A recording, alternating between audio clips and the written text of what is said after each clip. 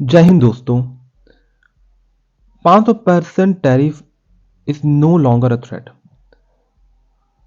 सही बात है, आप सही सुन रहे हो कि जो 500% टैरिफ है वो अब थ्रेट नहीं रह गया है।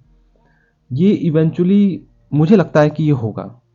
मतलब इन सेंस मैं ये नहीं कह रहा हूँ कि 500% टैरिफ लग जाएंगे, लेकिन ये मैं कह रहा हूँ कि जो 50% टैरिफ है ना वो बढ़ने वाले हैं।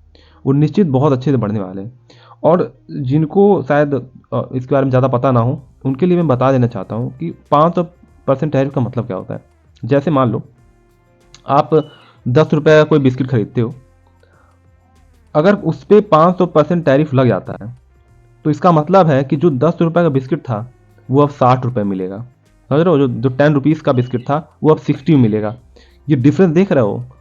तो जो हमारा एक्सपोर्ट है वो पूरी तरह से कोलैप्स हो जाएगा अमेरिका में, क्योंकि जिस जिस प्रोडक्ट पे ये 500% टैरिफ लगेगा वो प्रोडक्ट कंप्लीटली मार्केट से रिमूव हो जाएगा, क्योंकि उसको कोई नहीं खरीदेगा। आप खुद ही सोचो, आप 10 रुपये का बिस्किट 100 रुपये में खरीदोगे? 100 रुपये छोड़ो, 60 रुपये में खरीदोगे? 50 रुपये में खरीदोगे? अरे 50 रुपये तेल लेने आप 30 रुपये में भी नहीं खरीदोगे, क्योंकि उससे अच्छा ऑप्शन, उसी के तरह का ऑप्शन आपको 15 में मिल जाएगा, जिससे मान लो कि कुछ परसेंट लगा हुआ है, ज़्यादा परसेंट नहीं लगा हुआ है, 10% लगा हुआ है, 50% लगा हुआ है, तो 15 में मिल जाएगा। तो आप क्यों खरीदोगे?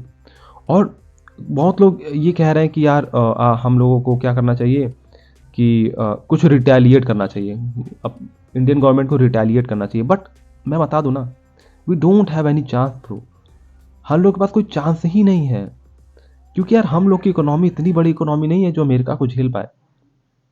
और ये सब बकवास बात है। वो वाली मीम बहुत ज़्यादा वायरल हो रही थी कि अमेरिका क्या करता तबे। तो America still a super power. उसकी इकोनॉमी बहुत ही खतरनाक है। हमारे बहुत सारे प्रोडक्ट उनको हम लोग बेचते हैं। और मज़ेदार बात यह है कि हम लोग ट्रेड प्लस सरप्लस है ना वहाँ से।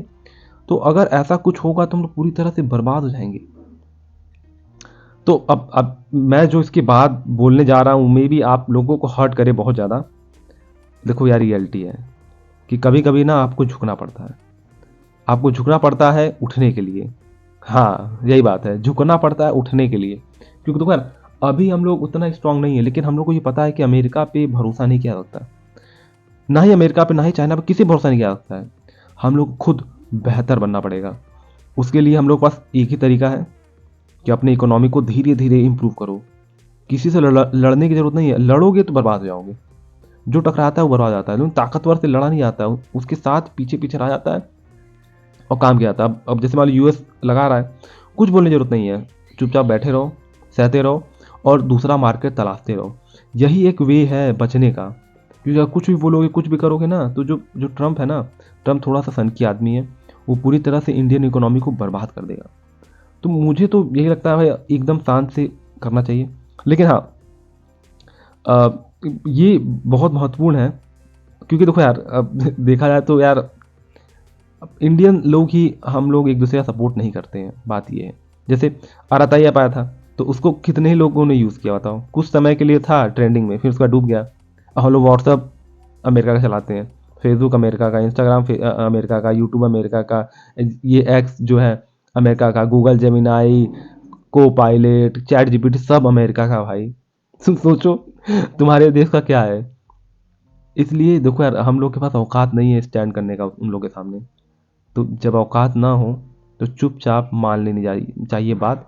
क्योंकि यार US is still a super power और उसकी कुर्सी कहीं नहीं जाने वाली है। इससे बेहतर है कि हम लोग चाइना, ये रसिया से ऑयल खरीदना बंद। मेरा तो यही मानना रहता है कि रसिया से ऑयल खरीदना बंद कर दो। दुनिया को सोचने दो जो सोचती है। Let the world think whatever they want to. हम लोग को उससे मतलब नहीं है। हमको अपना बेस मजबूत करना है, अपने हितों को प्रोटेक्ट करना है। ये सबसे महत्वपूर्ण है। आप इसके बारे में क्या सोचते हैं मुझे बताओ। टिल देन, जय हिंद, वंदे मातरम।